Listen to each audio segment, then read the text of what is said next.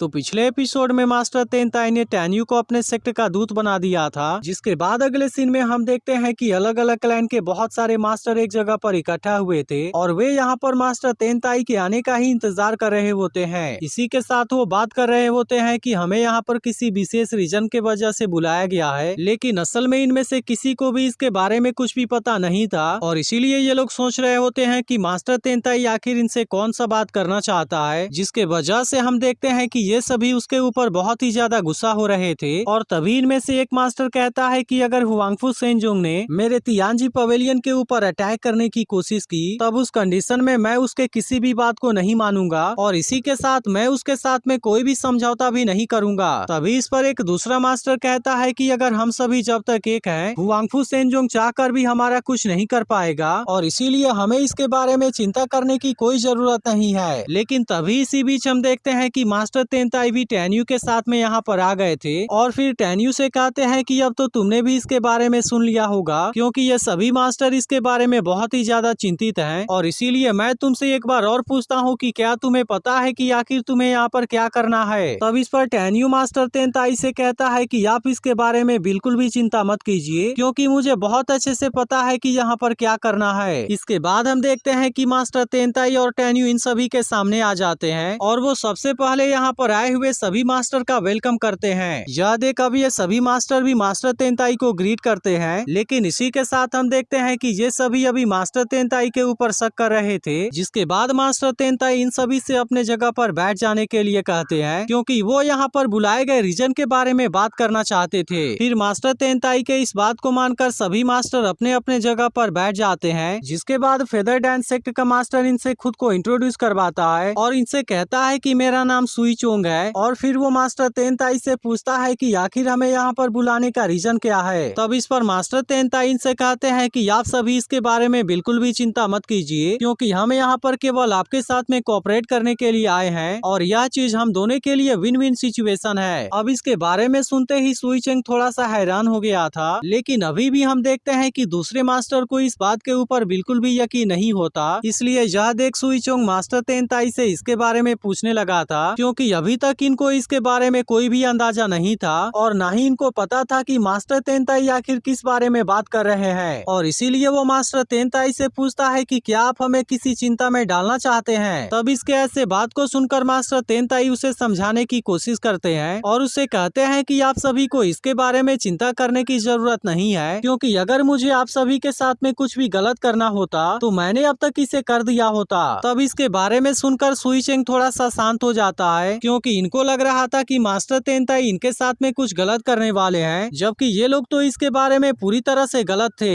इसके बाद सुई चोंग मास्टर तेनताई से पूछता है कि आखिर आपने हमें यहाँ पर क्यों बुलाया है और अभी कुछ देर पहले आप जो विन विन कॉपरेशन के बारे में बात कर रहे थे, आखिर उसका असली मतलब है क्या। जिसके बाद मास्टर तेनताई सुई चोंग से कहते हैं कि सबसे पहले आप अपने जगह पर बैठ जाइए, क्योंकि मैं इसके बारे में बात करने के लिए अपने तरफ से अपने क्लैन के दूत को भी यहाँ पर लेकर आया हूँ, इसीलिए इसके डिटेल के बारे में वही सब कुछ बताएगा। और इसके बाद हम देखते हैं कि मास्टर तेनताई इन सभी को टेन्यू से इंट्रोड्यूस करवाते हैं और फिर इनसे बताते हैं कि ये मेरे क्लैन का दूत है, जो कि इंपीरियल होली क्लैन को रिप्रेजेंट करता है, इसीलिए आज वो यहाँ पर जो कुछ भी कहेगा उसकी सभी कही हुई बात मेरे तरफ से होगी। इसके बाद टेन्यू इसके बारे में बात करने के लिए इन सभी के सामने आता है और फिर इनसे कहता है कि जब से हुआंगफू होली सेक्ट को बनाया गया था तभी से यह हेवनली पनिशमेंट माउंटेन रेंज का पहला क्लैन है, इसीलिए आज हमारे क्लैन के मास्टर इसी के बारे में बात करने के लिए यहाँ पर आए हुए हैं, क्योंकि वो हेवनली पनिशमेंट माउंटेन रेंज को दुश्मनों के अटैक से बचाना चाहते हैं, जिसके लिए हमें आपकी भी मदद चाहिए होगी और इसके लिए सबसे पहले आपको अपनी ताकत को बढ़ाने की जरूरत है। इसके बाद वो इनसे कहता है कि हम आपकी मदद करने के लिए रेडी हैं और इसी के साथ इसके बदले में हमें कुछ भी नहीं चाहिए। अब इसके ऐसे बातों को सुनकर सभी लोग काफी हैरान हो गए थे और किसी को यकीन नहीं हो रहा था कि वो ऐसी बातें कर रहा है। तभी सुई चोंग टेन्यू से पूछता है कि क्या आपको इसके बारे में खबर मिली है कि कोई आपके हेवनली पनिशमेंट माउंटेन रेंज के ऊपर अटैक करने वाला है। तब इस पर टेन्यू सुई चोंग से कहता है कि अभी आपको इसके बारे में चिंता करने की जरूरत नहीं है, क्योंकि हमारा क्लैन अभी भी इसके बारे में इन्वेस्टिगेशन कर रहा है, लेकिन अभी भी हमारे क्लैन के पास में बहुत सारे ट्रेनिंग रिसोर्स हैं, जिसके वजह से हम आपकी मदद कर सकते हैं और इस तरह से आप भी अपने ताकत को बहुत ही तेजी से बढ़ा पाएंगे। इसलिए अगर कभी किसी बाहर के दुश्मन दुश्मन ने हमारे ऊपर अटैक करने की कोशिश की, तब उस कंडीशन में हमारे पास खुद को प्रोटेक्ट करने का ताकत होगा। अब इसके बारे में सुनकर सभी मास्टर एक दूसरे की तरफ देखने लगे थे और इसी के साथ हम देखते हैं कि ये सभी टैन्यू के बातों से एग्री भी होने लगे थे। जिसके बाद सुई चोंग टैन्यू से कहता है कि मैं तो तुम्हारी बात को समझ गया, लेकिन फिर भी हम इसके बारे में जानना चाहते हैं कि आखिरकार तुम किस तरह से हमारी मदद करने वाले हो। तब इसके इस बात को सुनकर टैन्यू बिल्कुल उसके सामने आ जाता है और फिर उससे कहता है कि क्या तुमने कभी इसके बारे में सोचा कि तुम्हारा क्लैन अभी भी क्यों फर्स्ट, सेकेंड और थर्ड रेंज के अंदर आता है, जबकि हमारा हुवांगफू सेक्ट तो हजारों सालों से डिक्लाइन हो रहा है, लेकिन इसके बाद भी आज वह एंशिएंट सेक्ट बना हुआ है। तब इसके बारे में सुनकर सुई चेंग इसके ऊपर बहुत ही ज्यादा गुस्सा हो गया था और फिर कहता है कि हमारे क्लैन के बारे में इस तरह से बात करने की तुम्हारी हिम्मत कैसे हो गई, और क्या तुम नहीं जानते कि इस तरह से बात करना बिल्कुल भी गलत है। वहीं दूसरी तरफ हम देखते हैं कि मास्टर तेंताई इसके सभी बातों को ध्यान से सुन रहे थे, लेकिन इनको टैन्यू के ऊपर पूरा यकीन था और इसीलिए उनको इसके बारे में कोई भी चिंता नहीं थी। इसके बाद टैन्यू इन सभी मास्टर के पास आता है और फिर कहता है कि शायद आपने मेरी बात को गलत समझ लिया, लेकिन मैं आपको केवल इतना बताना चाहता था कि आपके क्लैन के पास में बहुत सारी कमियां हैं, जिसके वजह से आप सभी की आज ऐसी हालत हुई है, क्योंकि आप सभी के क्लैन के पास में ना ही कल्टीवेशन रिसोर्स हैं और ना ही आपके पास में ग्रेट पावर वाले 4 आर्ट भी हैं। इसलिए यही रीजन है कि आप अपने क्लैन के ताकत को नहीं बढ़ा पा रहे, जबकि अभी भी हमारे हुवांगफू क्लैन के पास में बहुत सारे रिसोर्स हैं, जिसके वजह से अगर हम आने वाले समय में किसी प्रॉब्लम के अंदर भी फंस गए, तब उसके बाद भी हम अपने पैरों के ऊपर खड़े हो जाएंगे। जबकि आप सभी ने तो इसके लिए काफी समय तक फाइट किया है, लेकिन आज भी आप लोग हमारे क्लैन के 10% के जितना भी पावरफुल नहीं है। अब इसके ऐसे बातों को सुनकर सुई चेंग को गुस्सा तो आ रहा था, लेकिन आखिरकार यह बात पूरी तरह से सही भी थी।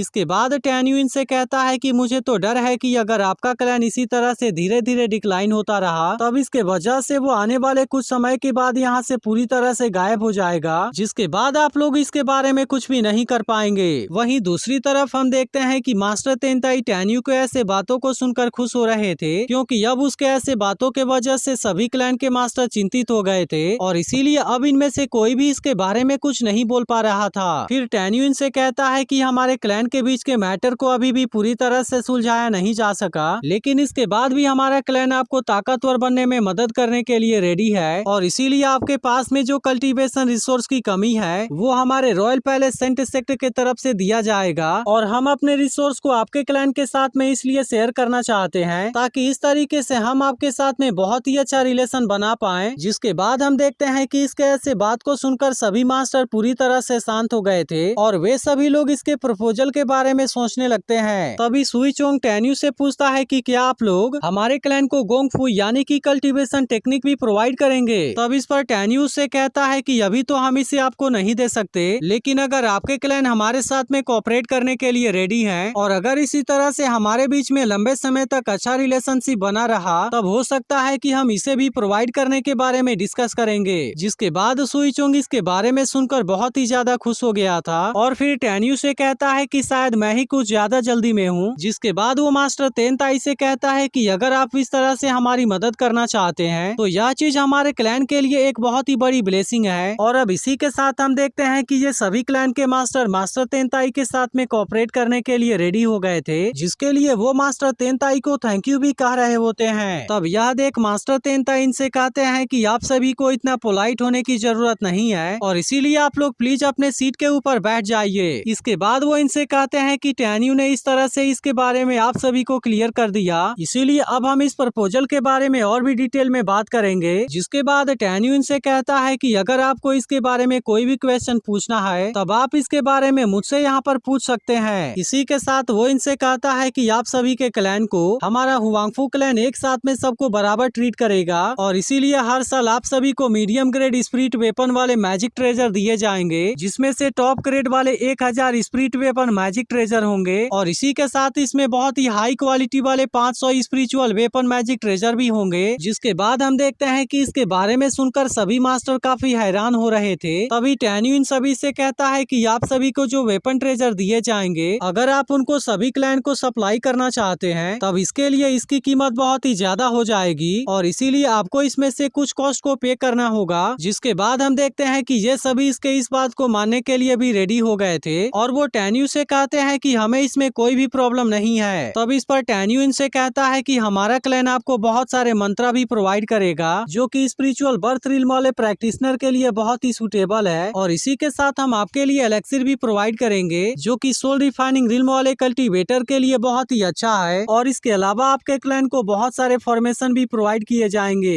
अब इसके बारे में सुनकर ये सभी मास्टर बहुत ही ज्यादा खुश होने लगे थे, जिसके बाद टैन्यू इनसे कहता है कि आप सभी को इतने सारे ट्रेजर प्रोवाइड करने के वजह से हमारे क्लैन के स्टूडेंट के कल्टीवेशन टाइम का बहुत ही ज्यादा लॉस होगा, जिसके वजह से इसके लिए आपको हमें और भी ज्यादा कीमत चुकानी पड़ेगी, और इसीलिए आप सभी इसके लिए कितना गुना पे करना चाहते हैं आप इसके बारे में डिस्कस कर लीजिए। जिसके बाद हम देखते हैं कि इस बात को सुनकर सभी मास्टर एक दूसरे के तरफ देखने लगे थे और वो इसके बारे में डिस्कस करना शुरू कर देते हैं। फिर कुछ देर बाद एक मास्टर टैन्यू से कहता है कि हम इसके लिए नॉर्मल प्राइस का 5 गुना से ज्यादा पे करने के लिए रेडी हैं, और हम उम्मीद करते हैं कि आपका क्लैन इसी तरह से कल्टीवेशन रिसोर्स को लंबे समय तक हमें प्रोवाइड करता रहेगा। जिसके बाद इस बात को सुनकर टैन्यू भी पूरी तरह से हैरान हो गया था, और इसके बाद एपिसोड यहीं पर एंड हो जाता है। लेकिन अगर आपने इसके पिछले एपिसोड को मिस कर दिया हो तो लेफ्ट वाली वीडियो जरूर देख लेना, और अगर आप इसके अगले एपिसोड के लिए एक्साइटेड हो तो कमेंट करके भी जरूर बता देना।